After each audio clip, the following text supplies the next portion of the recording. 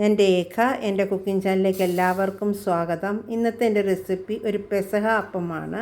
അതിന് വേണ്ടിയിട്ട് ഞാൻ 1/4 കപ്പ് ഉഴുന്നാണ് എടുത്തിരിക്കുന്നത്.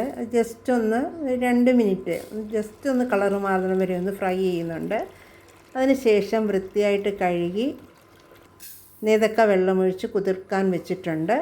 അതിനോടൊപ്പം തന്നെ 1 കപ്പ് പച്ചരി, അതിലേക്ക് 1/2 ടീസ്പൂൺ ജീരകവും ചേർത്ത് നന്നായിട്ട് കഴുകി അതും കുതിർക്കാൻ വെച്ചു. ഒരു 10 മണിക്കാണ് ഞാൻ എടുത്ത് കുതിർക്കാൻ വെച്ചത്. ഇപ്പോൾ ഏകദേശം 5 മണി ആയിട്ടുണ്ട്. ഇപ്പോൾ 7 മണിക്കൂറോളം കുതിർന്നിട്ടുണ്ട്. ഇനി ഞാനത് രണ്ടും സെപ്പറേറ്റായിട്ടാണ് അരച്ചെടുക്കുന്നത്. ഉഴുന്നും അരിയും സെപ്പറേറ്റായിട്ട് നല്ല സ്മൂത്തായിട്ട് അരച്ചെടുത്തിട്ടുണ്ട്. അരി അരയ്ക്കുമ്പം ഞാൻ അതിനകത്തിലേക്ക് കല്ലുപ്പായതുകൊണ്ട് ആവശ്യത്തിന് ഉപ്പും കൂടെ ചേർത്താണ് അരച്ചെടുത്തത്. മാവ് ഒരു പാത്രത്തിലേക്ക് ആക്കിയിട്ടുണ്ട്. ഇനി അതിലേക്ക് നമുക്ക് അരയ്ക്കാനായിട്ട് 1 കപ്പ് തേങ്ങ, 1 കപ്പ് അരിക്ക് 1 കപ്പ് തേങ്ങയാണ് എടുത്തിരിക്കുന്നത്. 4 വെളുത്തുള്ളിയും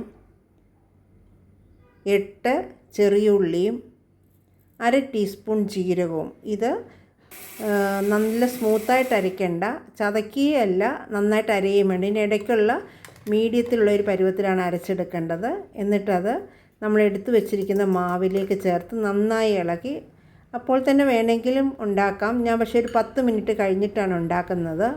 10 മിനിറ്റ് ആയിട്ടുണ്ട്. ഇനി നമുക്കത് ആവി കയറ്റണം. അതിന് വേണ്ടിയിട്ട് ഇഡ്ഡലി പാത്രം എടുത്തിട്ടുണ്ട്.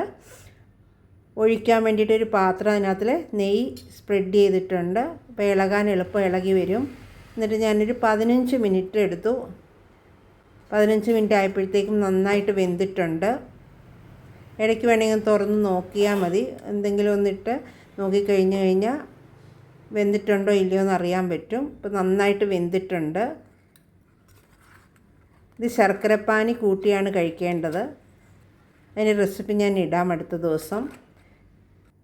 ഇനി ഇത് ചെറിയ പീസസ് ആക്കി, ഒട്ടും അടിയിലൊന്നും പിടിച്ചിട്ടില്ല പാത്രത്തിൻ്റെ.